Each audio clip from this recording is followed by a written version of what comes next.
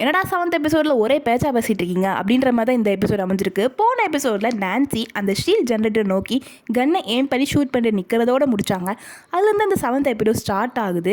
அது மட்டும் இல்லாமல் இது ஷூட் பண்ணதுக்கு அப்புறம் தான் 2 பேருக்குமே புரியுது இதை நம்ம டிஸ்டர்ப் பண்ணியிருக்க கூடாதுன்னு. ஏன்னா ஷூட் பண்ண அடுத்த நொடியே அது தலைவிரி கோலம் பிடிச்ச மாதிரி ஒரு மாதிரி எவாக்குவேட் ஆகுது.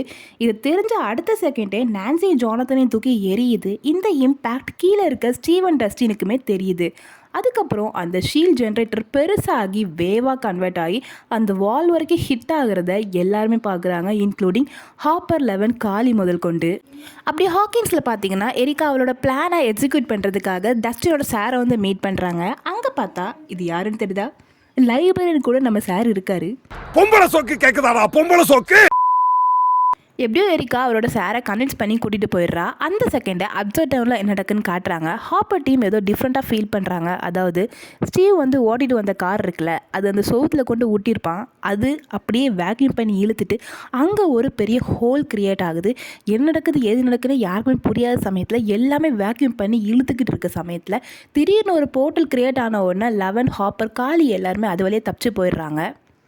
அடுத்து எங்கே பார்த்தீங்கன்னா ஸ்டீவன் டஸ்டினை மீட் பண்ணி என்ன நடக்குதுன்னு கிளியர் கட்டாக பேசிகிட்டு இருக்கான். டஸ்டின் அப்போ தான் எக்ஸ்பிளைன் பண்ணான், அந்த சுவர் சுவர் இல்லை, அது ஒரு வார்ம் ஹோல், அப்படின்னா 2 உலகத்தை கனெக்ட் பண்ணுற ஒரு பாதை அப்படின்னு சொன்னதுக்கப்புறம் தான் எல்லாமே புரிய வருது.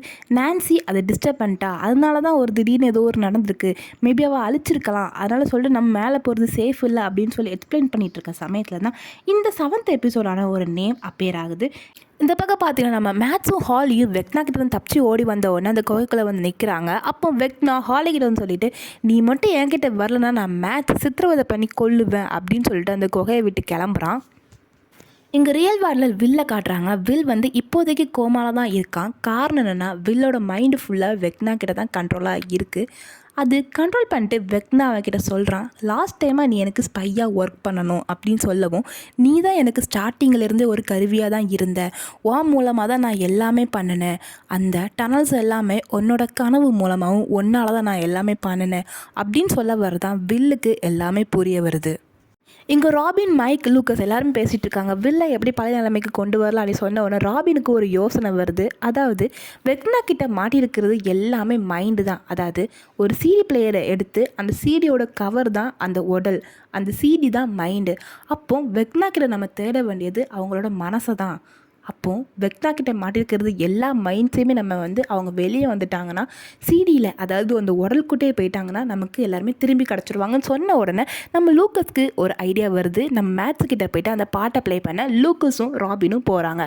அதே சமயத்தை தான் 11 ஹாப்பர் எல்லாருமே திரும்பி வந்துடுறாங்க. இங்கே அப்சைட் டோரில் மாட்டிகிட்டு இருக்க நம்ம டஸ்டின் ஸ்டீவும் நான்சி ஜானத்தனை தேடி மேலே போகிறாங்க. அப்போ தான் அந்த பவர் ஜெனரேட்டரை பார்த்து வியந்து போய் போகிறாங்க. அப்படியே மேலே போய் பார்த்தீங்கன்னா அங்கே நான்சியும் ஜானத்தனும் அந்த மொத்த பில்டிங்குமே உருகி அவங்க மேலே ஒளி ஊற்றிக்கிட்டு இருக்கு. அப்போ தான் தெரியுது நம்ம இங்கே நல்லாவே மாட்டிக்கிட்டோம் அப்படின்ட்டு.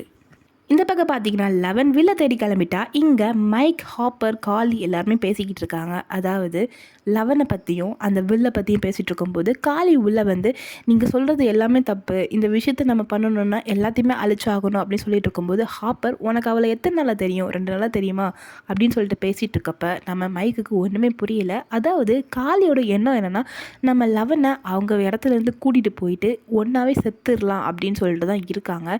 இது ஹாப்பருக்கு தெரிஞ்சு நம்ம 11 இருந்து ஹாப்பரை வந்து பிரிக்க தான் ட்ரை பண்ணிட்டு இருக்காரு. இங்கே ஹாஸ்பிட்டலுக்கு மேட்சை பார்க்க போன ராபினும் லூக்கஸையும் பார்க்க வந்துட்ட விக்கி ராபினை பாதி வழியிலேருந்தே கூட்டிகிட்டு போயிட்டு சண்டை போட்டுட்ருக்காங்க. நீ என்னை போதைக்கைய மாட்டியா, மான்ஸ்டர் இருக்குங்கிற, அப்சைட் டவுன் அது இதுன்னு சொல்கிறேன், நான் நம்ப மாட்டேன் அப்படின்னு சொல்லிட்டு இருக்க சமயத்தில் இங்கே அப்சைட் டவுனில் நம்ம ஸ்டீவ் டஸ்டினை காட்டுறாங்க. அதுக்கப்புறம் நான்சி ஜானத்தனை காட்டிக்கிட்டு இருக்கும்போது நம்ம ஸ்டீவன் டஸ்டினை என்ன பேசுகிறாங்கன்னா, நான் வந்து ஒரு எடியை தான் இழந்துட்டேன், எனக்கு நீயும் வேணும் ஸ்டீவ், எனக்கு ஒரு நல்ல ஃப்ரெண்டாக இருப்பேன், நீயும் வேணும், நான் ஒன்று இழந்துடக்கூடாது அப்படின்னு சொல்லிட்டு நம்ம டஸ்டின் ரொம்ப ஃபீல் பண்ணி நம்ம ஸ்டீவை கட்டி பிடிக்கிறான். இந்த பக்கம் பார்த்தீங்கன்னா நம்ம நான்சி ஜானத்தனும் கிட்டத்தட்ட சாக போகிறோன்னு நினச்சிட்டு அவங்களோட லவ் லைஃப்பை பற்றி பேசிகிட்டு இருக்காங்க. அவங்களுக்கு பிடிக்காத விஷயங்களை பற்றி பேசிகிட்டு இருக்காங்க. அதாவது இந்த சீன் வந்து ஒரு பிரேக்கப் சீன் தான் சொல்லிட்டு டஃபர் பிரதர்ஸ் வந்து கன்ஃபார்ம் பண்ணிட்டாங்க.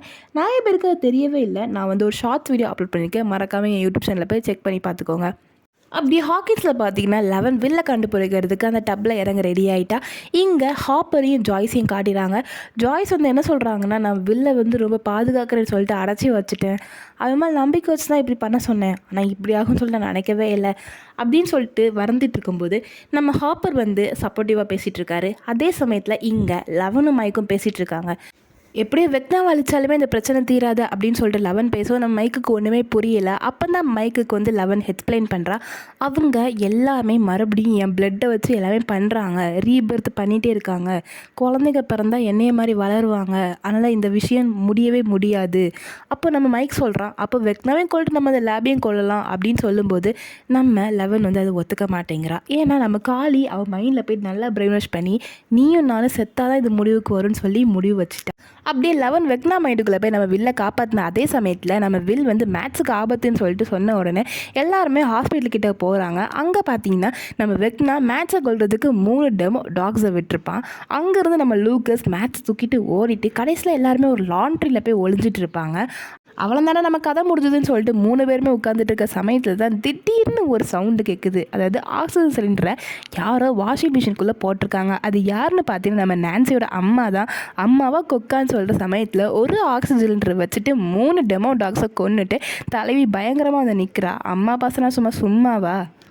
அதே சமயத்தில் இங்கே ஹாலியும் மேத்ஸில் என்ன பண்ணிட்டு இருக்காங்கன்னு காட்டுறாங்க. ஹாலிக்கு ஒரு சந்தேகம் வந்து வெக்னாவால் உள்ளே வர முடியல, அப்போ அந்த கேட்டு இங்கே தான் இருக்கணும் அப்படின்னு சொல்லிட்டு கெஸ் பண்ணிட்டு போகிற சமயத்தில் அதே மாதிரி மேத்ஸும் ஹாலியும் அந்த கேட்டையும் கண்டுபிடிச்சிடுறாங்க. அந்த கேட்டுக்கிட்ட போனதுக்கப்புறம் தான் மேத்ஸ் ஹாலிக்கிட்ட சொல்கிறா, இது எனக்கான வழி, உனக்கான வழி நீ தான் உருவாக்கணும். அப்போ ஹாலி, எனக்கான வழியா? நான் ஒரு சின்ன பொண்ணு, எனக்கு எப்படி தெரியும் அப்படின்னு சொல்லிட்டு இருக்கும்போது இது வெறும் கேட் வந்து பாட்டால் மட்டும் இல்லை, உன்னோட மைண்டால் கனெக்ட் பண்ண ஒருத்தரால் நீ யோசிச்சனா உனக்கு தெரியும், உன்னால் முடியும் அப்படின்னு சொல்லிட்டு ஹாலிக்கும் எல்லாத்தையுமே புரிய வச்சு அந்த ஹாலிக்குமே ஒரு வழி க்ரியேட் ஆகுது. நம்ம மேத்ஸுக்கான கேட்டும் ஓப்பன் ஆகுது.